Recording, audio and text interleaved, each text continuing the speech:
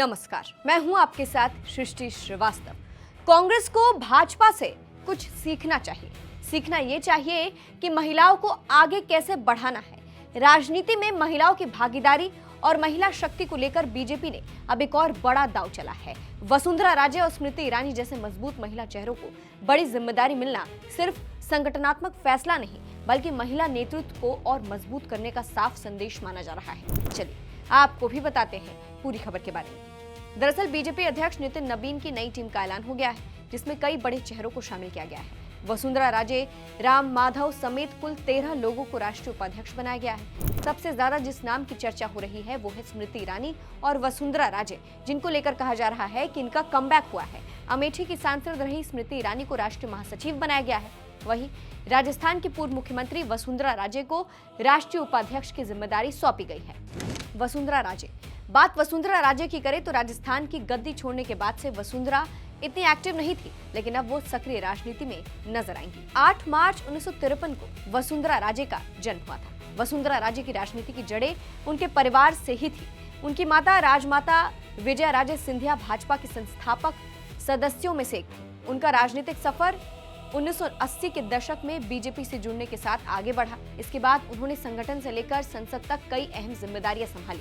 1985 में वसुंधरा राजे धौलपुर से पहली बार विधायक चुनी गई। इसके बाद 1989 से 2003 तक लगातार 5 बार झालावाड़ से लोकसभा सांसद रही। ऐसे तो वसुंधरा ने महत्वपूर्ण जिम्मेदारियां संभाली, लेकिन उनकी सबसे बड़ी राजनीतिक पहचान राजस्थान से बनी, जहां उन्होंने बीजेपी को मजबूत करने में अहम भूमिका निभाई। 2003 में बीजेपी ने उन्हें राजस्थान की कमान सौंपी और उनके नेतृत्व में पार्टी ने विधानसभा चुनाव में शानदार जीत दर्ज की। इसके बाद वसुंधरा राजे राजस्थान की पहली महिला मुख्यमंत्री बनी।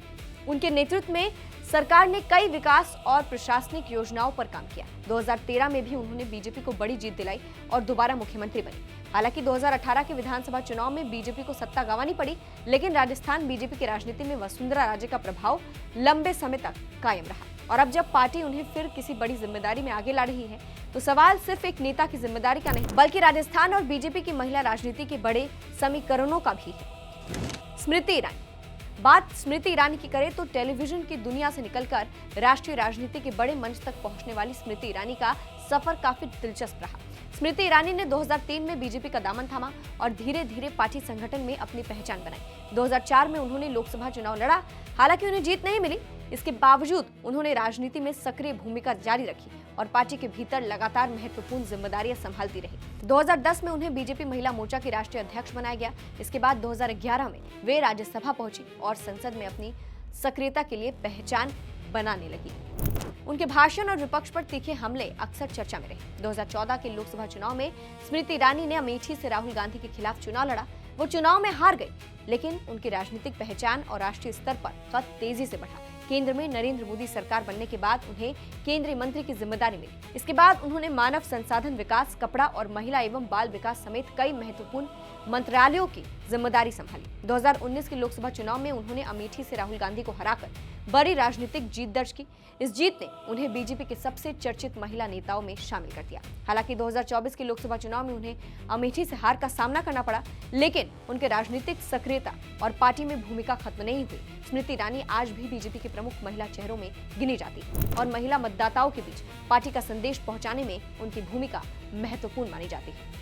फिलहाल आपको बता दें, बीजेपी की नई टीम में फेरबदल के माध्यम से पार्टी ने अनुभवी और वरिष्ठ नेताओं की वापसी कराने के साथ साथ संगठन को नया संतुलन देने का प्रयास किया है। वसुंधरा राजे, राम माधव समेत कुल 13 लोगों को राष्ट्रीय उपाध्यक्ष बनाया गया, जबकि अमित मालवीय की जगह छत्तीसगढ़ के दीपक महस्के को नया IT सेल चीफ नियुक्त किया गया है। फिलहाल इस पूरी खबर को आप कैसे देखते हैं, कमेंट करके जरूर बताइएगा। नमस्कार।